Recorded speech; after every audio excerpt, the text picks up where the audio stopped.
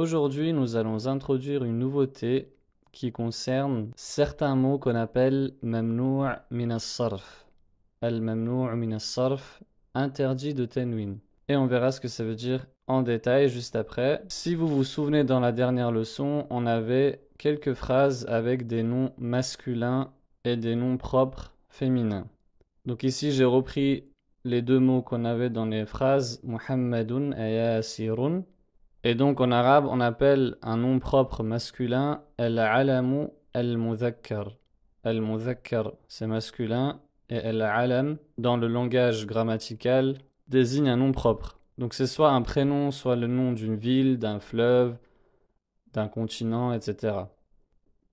Et ensuite, on avait un exemple avec un nom propre féminin qui était Aminatu. Et donc on dit en arabe al-alamul mu'annathu. Al-alamul mu'annath.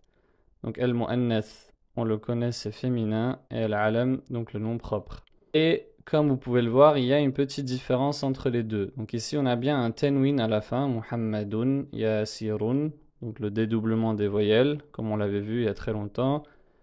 Sauf que le nom propre féminin n'en a pas. Est-ce qu'il y a une raison pour cela? Oui. Il y a bien une raison à cela, et donc là on va voir trois règles concernant les noms propres, ou trois particularités des noms propres.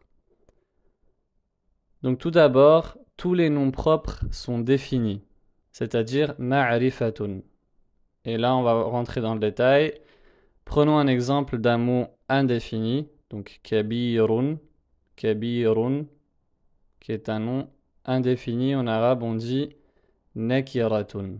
Nakiratun. Si vous avez du mal à vous rappeler, je vous invite à revoir la leçon concernant l'article de détermination où on a détaillé tout cela. Afin de rendre ce mot défini, donc kabirun qui signifie grand, afin de le rendre défini, donc pour dire le grand, introduire l'article, en arabe on dit el-kabiru. El-kabiru, donc on lui introduit el, qui est l'article, qui a pour action de enlever le tanwin qui se trouve ici. Et donc ce el, on l'appelle harfu ta'rif, donc la particule de détermination. Et ce mot donc devient ma'rifatun. Ma'rifah, qui signifie défini ou déterminé. Donc on passe de indéfini, grand, à el-kabiru, le grand, et dans ce cas-là, il perd le tanwin. Alors que les noms propres, comme par exemple Muhammadun ici, on voit qu'il a un tanwin ici. Est-ce que ça signifie qu'il est nakira? Non, parce que Muhammad, c'est un nom propre. Et par définition, donc les noms propres sont définis et n'ont pas besoin d'article. Ils désignent déjà une personne en particulier. Même si plusieurs personnes peuvent s'appeler avec le même prénom. Mais lorsque je dis par exemple Muhammad est grand, tout le monde sait de quel Muhammad je parle.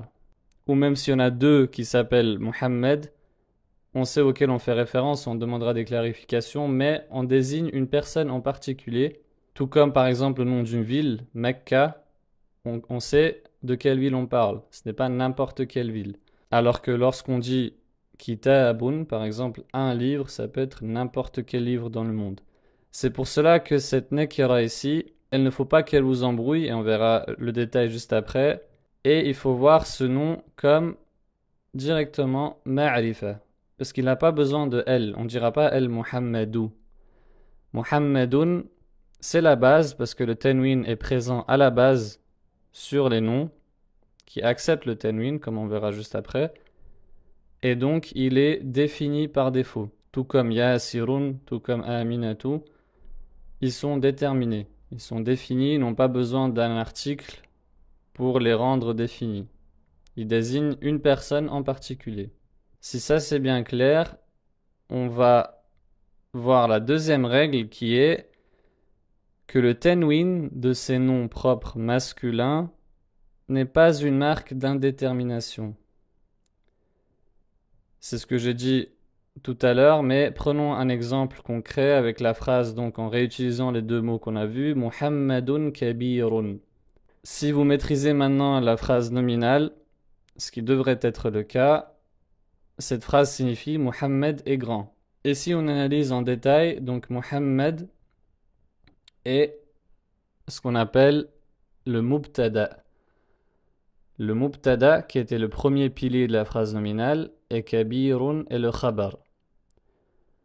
Donc le mubtada, c'est le nom qui porte l'intérêt de la phrase, et kabirun, c'est l'information, donc le khabar, c'est l'information que je donne sur ce nom.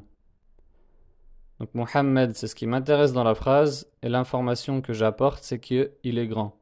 Et on avait vu que le mubtada doit avoir plusieurs conditions, tout comme le khabar. Donc là, on va voir que Mohammed, il est bien marfou'un. Marfou'un. Si vous vous souvenez, c'est le cas régulier. Et le signe du cas régulier ici, c'est la dhamma. La dhamma nous indique qu'il est marfou'un. Kabirun, donc le khabar, il est également marfou'. Donc là, on a une dhamma aussi. Ça, c'est bon. Donc ça, c'est une des caractéristiques communes aux deux piliers. Maintenant, les caractéristiques qui diffèrent, c'est que le mubtada, il doit être défini et le khabar indéfini.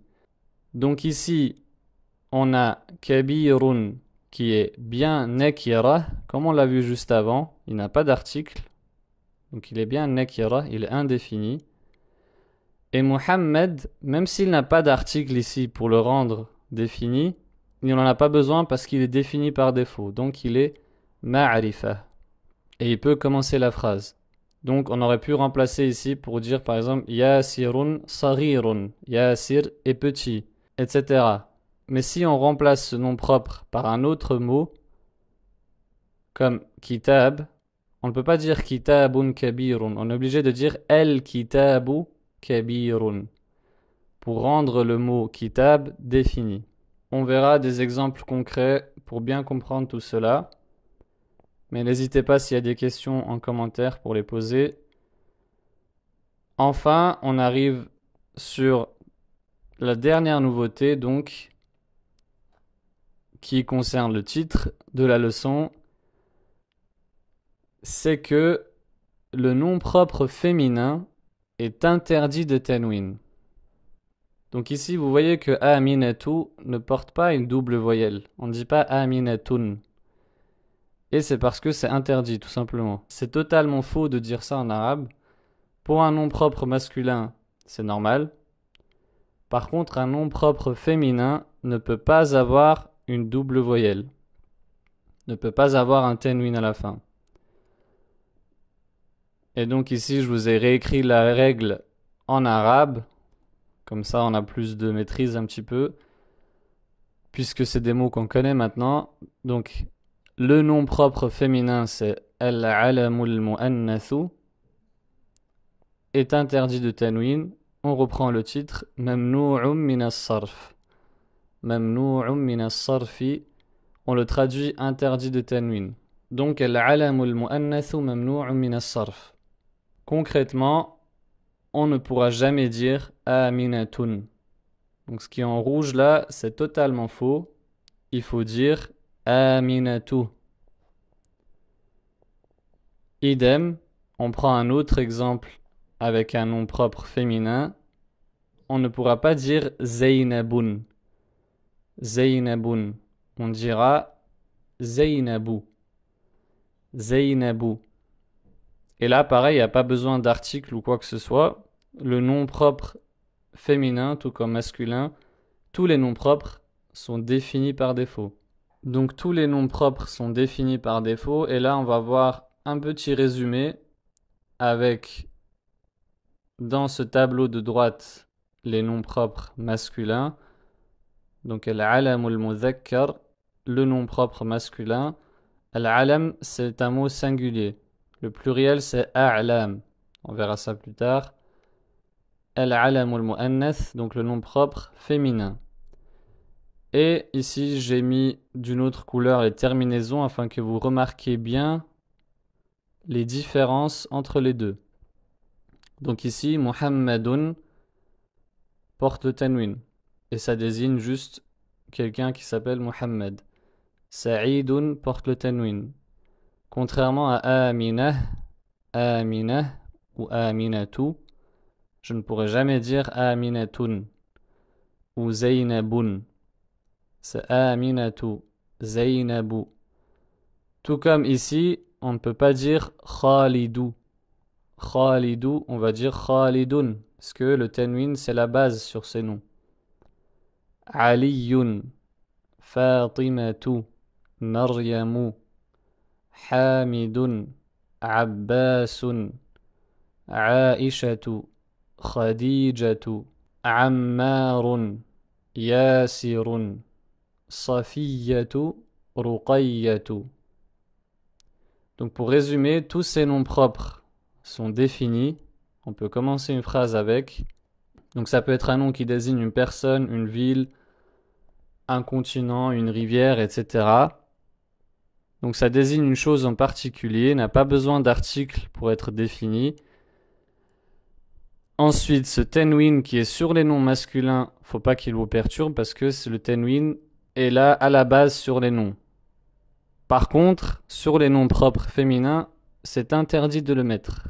Donc on ne pourra jamais le retrouver sur les noms propres féminins. C'est ce qu'on retient pour l'instant.